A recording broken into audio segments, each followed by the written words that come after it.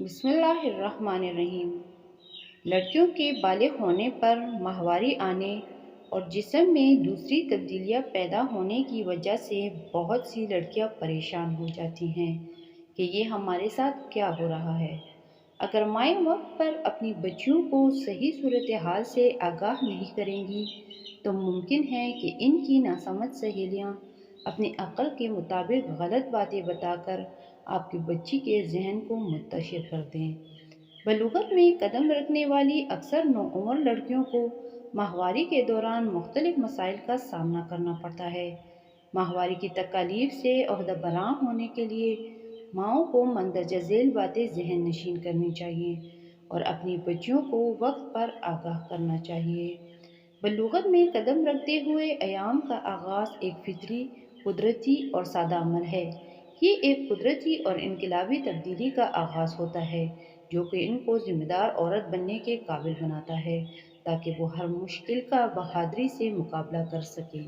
عموماً ہر لڑکی کو اندازاً 11 سے 13 سال کی عمر تک پہلی ماہواری آتی ہے اور یہ ایک عام بات ہے۔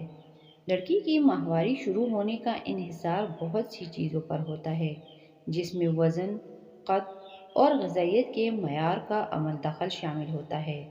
ماہواری کے آغاز اور اس کے دوران میں ہونے والے مسائل پر مختلف عناصر اثر انداز ہوتے ہیں۔ مثلاً لڑکیوں میں ماہواری جلدی یا دیر سے ہونا کوئی اچنبھے یا حیرانی کی بات نہیں۔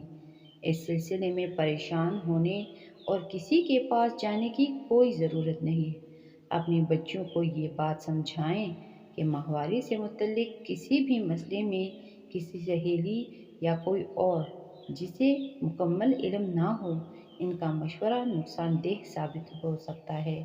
اس سلسلے میں اپنی بڑی بہن یا ماں سے بات کریں کیونکہ وہ ان مسائل سے واقف ہوتی ہیں اور ان کی بہتر رہنمائی کر سکتی ہیں۔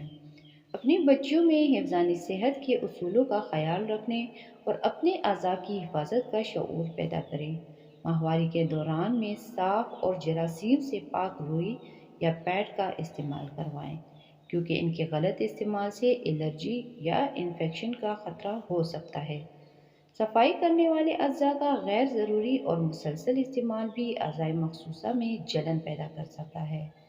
نارمل اور سادہ غذا، ہلکی پھلکی ورزش، تازہ ہوا اور حفظان صحت کے اصولوں کے مطابق زندگی گزارنے سے تکلیف دہ ایام کا اچھے طریقے سے مقابلہ کیا جا سکتا ہے۔ کچھ نام نہاد جادوئی دوائیں بہت سے ناموں کے ساتھ ایام مخصوصہ کے درد کو دور کرنے کے لیے دستیاب ہیں۔ ایسی تمام دواؤں سے پرہیز کریں کیونکہ جب کوئی دوائی جسم میں داخل ہوتی ہے تو اس کے مضر کیمیکل اثرات ہو سکتے ہیں، اس لیے بہتر ہے کہ ایسی نقصان دہ چیزوں سے بچا جائے۔